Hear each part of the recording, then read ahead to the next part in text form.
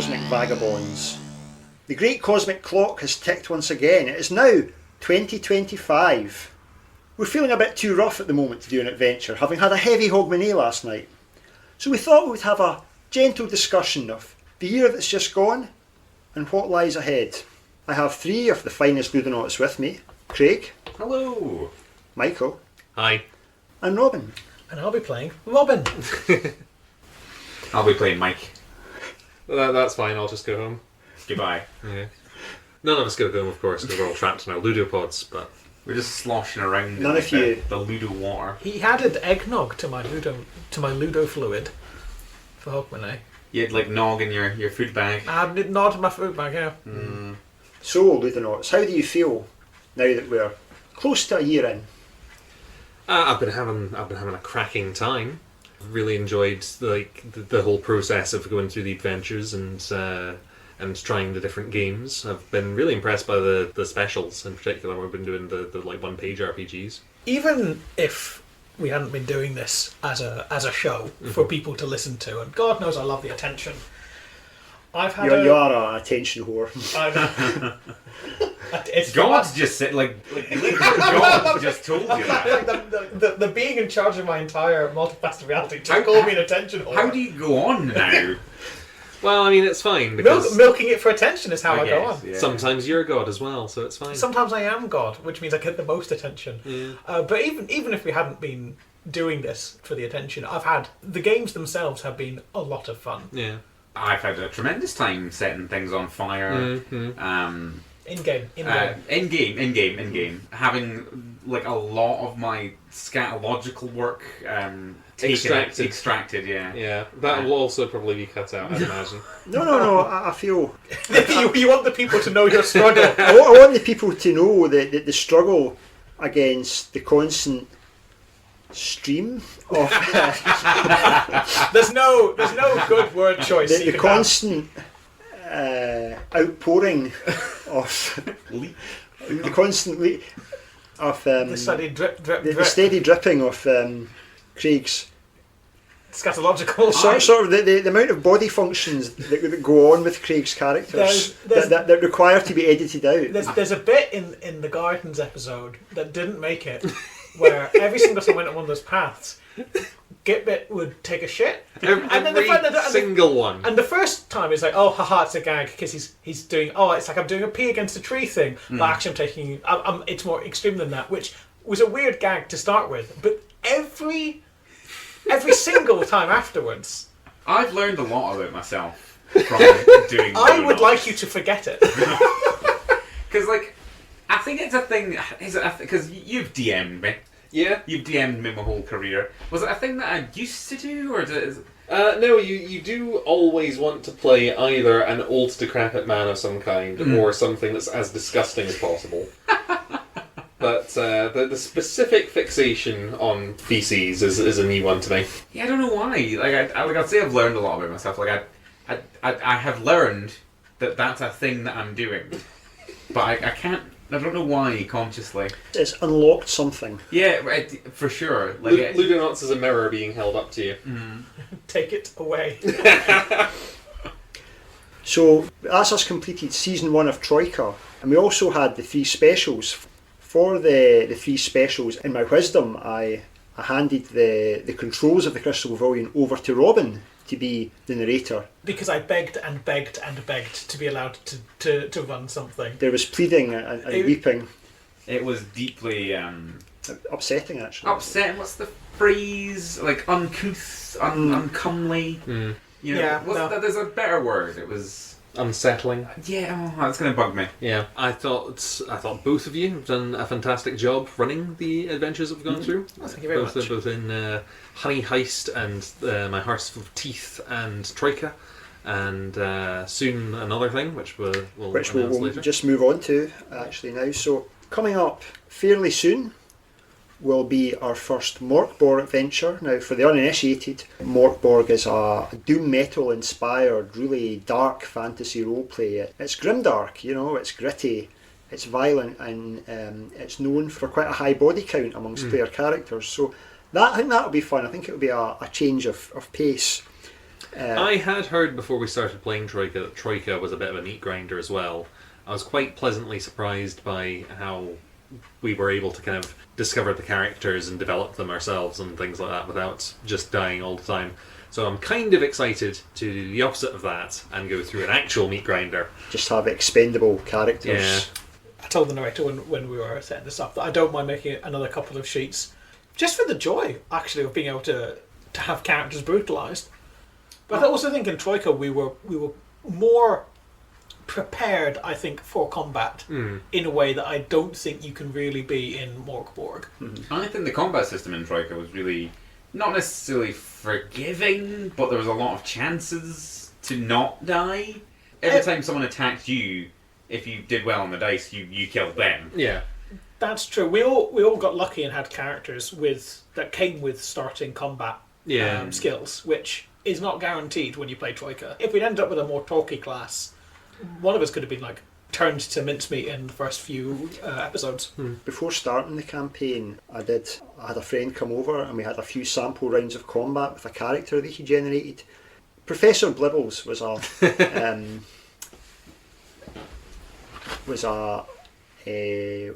more... He was a good man, Blibbles. He was a good man, Blibbles. He wasn't the man that shaved the bear, was he? No, that was... I can't even remember. That was a different different professor. Different scientist, also good but man. He didn't have a... But anyway, we didn't roll up a combat character. And we had a few sample rounds of combat. And this character just got mauled. Yeah. So I took that into account. Okay, you did your research. I've lost a fair few D&D characters over the years, and D&D's fairly forgiving-ish. Yes, as you were referencing before, like I've generally been the DM in our group before, and it has been a DM because we play the heretical text of Dungeons and Dragons. What even is that? Yeah. No Dungeons and Dragons shall enter the Crystal Pavilion, let me tell you. I would say that even though that is very much a combat geared game, you usually are the one to die more so than I think the rules would generally suggest. Is it 3? Two for sure characters. We won't go into it in too much detail. It was fairly graphic. But Not. I've never taken part in these games, but if I were to wager, I can suspect there's a bit of a problem with the car, a bit of a problem with the driver. On one of the occasions, it was definitely not. Well, maybe it was. Because in Troika, Gitbit is a class that is exceptionally good at combat. That's what you're for. Yeah, you come with an ability that defends you as you obtain just more weaponry. Yeah. I can't remember the last time I took damage as a Gitbit, but it wasn't very high if I did. Because with Pig, I have a really high axe skill, which it's great. But if you fluff it, there's nothing else. There's nothing. There's wrestling. There's nothing to ablate damage. If you know what I mean. True. You could have bought armour. I could have, and it's when late, like in the day. Well, the campaign's over, but you could have. I just bought a thing. After you stole my only sword, I did spend quite a lot of time being like, I should probably get to a shop and buy a sword, but it never really felt like the time. I appreciate that we've avoided, I think, a very common table podcast thing where we've never had just the shopping episode, because those can be fun, but it takes a lot of work. I think it takes a lot of the game master's work to make those encounters fun, because it is just people going through lists. I've not really listened to any things that Ludonauts is like. I've not. What's the big one? Critical Role. I've never watched or listened to Critical Role, but I imagine that has to be a lot like a shopping montage from an 80s film to be any kind of fun, right? Like that. To be any I kind don't know of fun, how much of this is going to get cut, but to explain Critical Role to you, basically what happens is the characters go shopping, and then Matt Mercer, who is an actor because they all are, improvises a whole entertaining character, right? And that's what the show part of it is, while they just do D&D at each other. Shopping wise, the forthcoming Milsonian Arts Council supplement, Get It at Sutlers, is an entire sort of mini campaign based around working in a shop. So that might be an interesting direction to go in for the next Troika campaign. Everything's very fish based, curiously. Interesting. You've got to have a theme. Yep. Maybe. Does the campaign take place in the shop? No, it's an additional thing that takes place Like, is it like a... there's a campaign going on, but whenever you need money, you can just go in and take a shift at Sutlers. Okay. That's fun. And there's a bunch of random tables and events for the time of day, time of week, time of year. Cool. Do you love a random table? And there's like headless martyrs and stuff, just running about with no head. 'Cause And when you were saying like... fishmen jumping out of barrels, that sort of thing. When you were saying campaign, I was getting this sort of like your D&D campaign. You've gone into the shop, Fighting your way through the department store. basically the largest lingerie department in Ireland scene, but D&D. Yeah, that would be fun. We are, of course, Ludonauts because we're exploring various different gaming worlds. What's our thoughts on when the next Troika thing would even be? I think we'll have maybe... I don't want to make a hard and fast prediction, but I think probably about the middle of this year we'll be getting back to Troika. I would think. It depends how Mortborg goes. I'm excited for Mortborg. I like the tone of what I've seen of Mortborg, but I have never played it before myself. We just rolled up some characters there. Very excited about my own. Very promising. Some very eccentric characters. Even for us? These guys have issues, let's put it that way. I think Yes, and our characters. And so do the characters. Hey. Outside of actual podcasting, we're also working on a supplement for Troika. Do we want to go into that? Yeah, I think I we think- should tease them. We're not going into too much detail, but it's going to be goblin based, and it's our own take on goblins. There's going to be Oops, all goblins. all goblins. It's going to be all the player characters, all goblin based, and we're hopefully there's going to be a lot of other goblin related things as well. Items, Brian. Items. There's talk of a giant tongue. It's come up in conversation, talk of a giant tongue. Yeah. but we don't want to have too many spoilers. Yeah. But I think the idea is that we're producing a supplement that can be downloaded, perhaps. So if you wanted to play as like a background that is a Ludonauts production in your own game of Troika, you'll be able to do that. There might be a couple of other Ludonauts-based things for other systems. We've got a rudimentary hack for Everyone is John, where everyone plays as an evil vizier. And I believe, Robin, you're working on your own one-page RPG as well. It might be one page, might be several page. I'm planning on. I shan't talk too much about it, lest I not follow through and this is an embarrassing blemish on my reputation. I'll just have to hold it over you forever. Yeah, yes, you will. It'll be taken to my grave. But I've been very interested in the works of John Harper, both Blades in the Dark, but also his lesser-known system Coastlines, where you play as people guarding a train across a ghost-infested wasteland. I love trains. I was thinking of doing it with canal boats. Ooh, I love canal boats as well.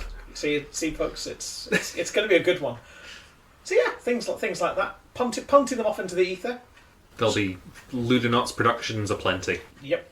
So looking further forward into the future, we can also expect a couple of crossovers with Craig and Michael's other podcast, Progslog, where they go through 2000 AD, week by week, issue by issue. I'm Craig.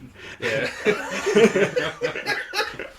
Yes, we're big nerds. We read comics, specifically 2000 AD, Yep. and we also play RPG games, which is what this is, Ludonauts. And obviously, we all know each other and make podcasts together, so we have plans to do brand integration. Cross promotion. Yeah. I get to be on Ludonauts. I get to correct them when they get a mythological reference wrong, as opposed to what I normally have to do, which is wait for the episode to come out and then send one of them a sternly worded message as I'm listening. What the actual plans are, we're going to have a Progslog episode of Ludonauts, and we're going to do a Ludonauts episode of Progslog where you guys are going to guest. And, I mean, we're already guesting on Ludonauts, so...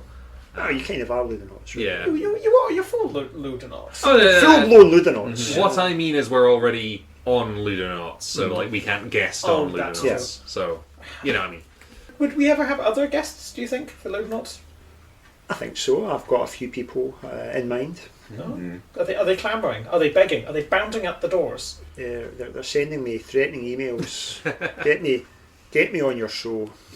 Oh, I thought you were going to say like their legal counsel has been in touch with you and Something like that. yeah. But yes, well, we're talking about doing an RPG in a 2000 AD setting for like a special one-off. Probably Judge Dredd. Yeah, that's the one. I think it's the obvious choice. I don't Yeah. think any of these clamouring I mean, for... we could just do an Indigo Prime one where we just self-harm for like 4 months. If KW is listening, we'd Love like you, to. Keck.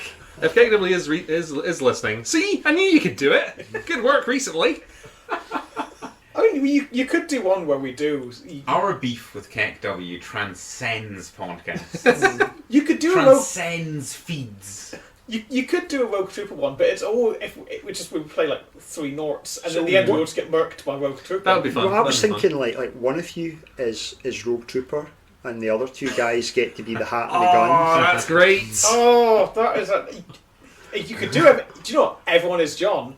So Rogue, it never gets to be a player. One of us is hat, one of us is bagman, one of us is helm, one of us is gunner, and then occasionally, like, oh no, Rogue's been knocked out with mind gas, and we've got to like maneuver our 3 little parts to go rescue Rogue. Oh no, there's some Norts over there. Quick, hand them some like tech grenades. I'll throw a plasma grenade out of the back. Yeah. No, that's actually kind of a good idea. That We would should, be we should maybe massive cut that fun. out. use that. Yeah. But I think a Mega City one. Yeah, I think Mega City One's a really good setting for an RPG anyway. Yeah. There I think is there's a lot of potential. like I think- Dread, like There's a base Dread start, RPG. but, like, we'd probably Whether or not not we'll use that. it, yeah. I think we'll probably use something more streamlined. I think. I think I might have even threatened in like episode 1 of Prog Slog. It might have been like that early, but I was like, I would really like to do like a cyberpunk game that's just set in Mega City 1. But So Cyborg, we could run. You could run that. Cyborg is the sci-fi version of Mortborg. It could Yeah. be a shout potentially. and On brand. it being a real meat grinder would actually be quite appropriate. Yeah. So is there anything else for further future that we can think of? I think we're planning on doing for Patreon. We've got a Patreon. I think we're planning on doing fact files. Oh yeah, That's and right. Universe info for our various little guys and critters. Which hopefully some of those should be up by the time you're listening to this. I was thinking we're discussing briefly to have a series of chats, maybe one-on-one chats about characters, motivations, decisions we've been making, and those could probably also go on the Patreon. Yes. yeah. Yes. Yes. So I can say, Ewan, being Narrator. narrator. Oh, sorry. Yeah. I go, narrator. Narrating these games, it's tough, it's stressful. How do you do it in all your magnificence? And then he takes the gun away from me. How come you get to be narrator, but I just have to be Robin all the time, unless I'm behind the mic? Well, like the narrator is like fractured now because like a part of his essence is being Was kidnapped. Permanently in Troika. Yeah. Yeah. So like there are 2 of you, so at least. Part of me is comedian and singer Ivor Cutler. Really, that's what that guy was based on. Okay. I can't wait for Ivor Cutler's legal team to get in contact. Oh, he's been dead for years. It's fine. Oh, yeah. I'm glad It's fine. because I don't know who that is. No, Like, There's been this a bunch of secret Cutlerisms. in just for yourself. I think, Gruts. like. Yes, for own benefit. My brother likes Ivor Cutler and he listens to it quite a lot. Hello, narrator's brother. Hello, Alistair. You'll probably not listen to this one because it's not going to be that exciting. I'm having a good time. But like every episode has loads and loads of Easter eggs. Yeah. My but- problem is that I'm just not cultured enough to understand them. There's been a ton of song lyrics and things in there. I mean, if the thing isn't like Alan Partridge based, there's very little chance of me getting it. None of you. I mean, if you go back and listen, the episode with the robot gardener, Yeah. he was growing gruts in his garden. Oh, was he going As around? well. Ah, Pretty good. Yeah. That's pretty good. it's got continuity. Well, that's maybe one of the things that we should do in our chats is just like you sitting down and be like, right, idiot, here's the 10 things that I had in that episode that just sailed straight past your head. I made this for you. Yeah, no, I'm not going to a big listen now. But But the fact that they exist is tantalising. Go back and re-listen Yes. to the first year. re-listen to all the previous episodes and see if you can spot them now, and there might be a fabulous prize. Re-listen to all the old episodes, do it again, Get on our Patreon. Go, Send go, us go presents. On different computers and re-listen to them Yeah, again. Yeah. Write in on a postcard. Listen to them on a number of devices. Go to your local library and or Curry's, PC World Curry's, and just like put Progslog on every one of the display laptops. And Ludonauts. We're on Ludonauts. How did I say currently. Progslog? You did. This is the thing, there's too many things. Progslog and Ludonauts, but Ludonauts main one. There's an extra special secret reference, which is the funny reference when you give us £3 a month. that's my favourite one. If you subscribe to our Patreon at the moment, you get to hear the excised Get Bit shitting material. I was going to ask. It's what the people want. I'm genuinely not joking. It is there for subscribers. How long is the cut of just The super cut. No, the shitting's only about 2 minutes. There's a lot of other stuff. Disappointing. There's bloopers as well. There's a whole excise gag from the Honey Heist episode that I'm really sad. Just wasn't high quality enough. Like the audio itself wasn't high quality enough to make it in, which I wish we'd been able to do. Where it's revealed that Craig's character is the one who killed Elvis Presley by popping out of the toilet. Oh yes. Again, toilet related. I don't know what's happening to me. I'm a little bit scared. Yeah, what a theme. I think it's also been nice for the narrator to get to play a bit. I do enjoy going a bit Percy. Sometimes. Going a bit Percy Going a bit sounds Percy sounds really rude. It's like a rude thing that Percy would say. Like of his I would say nebulous like a bit of a kind of carry-on euphemism. I think he would say, "I'm just nipping out for a bit of Percy." Oh, so okay. Going a bit Percy to me sounded like going postal, where it's like, oh, you're trying to downplay like a major anger-related incident. Going out for a bit of Percy is you're visiting a sex feeling a worker. bit Percy. I don't get the impression that Percy would go postal and get very angry. I get the impression it's all very meticulously planned in advance. If Percy said, "I've had a bit of an I lost my cool a little bit," it's either a complete rager, like that the house has been destroyed from the inside, and there's blood everywhere, or Percy had a slight tone when he said, "Would you mind putting that in the bin?" and feels terrible about it. My least favourite failed role of doing Ludonauts so far actually was when you were being Percy in the Christmas episode, and you were trying to make it look like you were just pushing people out of the way, but you were using your vampire strength to have them be launched across the room. And I just thought that was such a great image, but then the dice said, no, you can't do that. It was a real shame. I like Percy. He's nice. I'm fond of Percy. There's something that I think the audience won't get. It's something very special to the Ludonauts, which is the sheer genuine feeling of uncomfortableness when the player gets to do something particularly evil as Percy, and we're also sat there going, "Oh, that was very good." That was very in character, the way you described crunching that woman's glasses before you had her brutally murdered. That was very good, though. That was very good. It was good. Not a side I'd seen before of my dear friend of several years. So on one hand, the scale goes from is quite good at being a calculated, meticulous murderer to can't stop talking about shitting. No. Has Bert shat? Bert Doesn't need to, I don't think. No, well, he's a vampire, but I don't. He didn't have a lower half for the first part of the episode, I think. He's very leaky, but that's like. Yeah, I don't think describing yourself as slick with bodily fluids. I think that counts. Okay. Well, again, I'm learning a lot about myself through Ludonauts. I suppose we should probably talk about how we've got plans for other seasonal episodes like this going forward. But we were talking. You about think you think I planned the ones we played? Well, yeah, indeed, it was largely. You just want to list the seasons. Well, Easter, summer. Yeah, our next one will be a spring special, but we haven't decided what that's going to be yet. Most likely, that's going to be the 2000 AD one. Yeah, there's a good likelihood of that. Because that's just we fun. want to get it done fairly soon, and that would be the next opportunity. Because we're looking forward to it. It sounds exciting. Yeah. We want to bust some creeps, as they say. I think we're gonna get busted. I do think we are. We're day-sticked people. Yeah. But does busting make you feel good? That's an incomprehensible hand gesture that was not translated to radio. No. It wasn't lewd. It was just That's weird. what we do when like you say like a zinger and you just stop talking because like I could add to that, but like that's that's the lead off. Yeah, I don't know if that actually was a particularly good joke. Yeah, but it was good enough. Yeah. So is there anything else we want to bring up?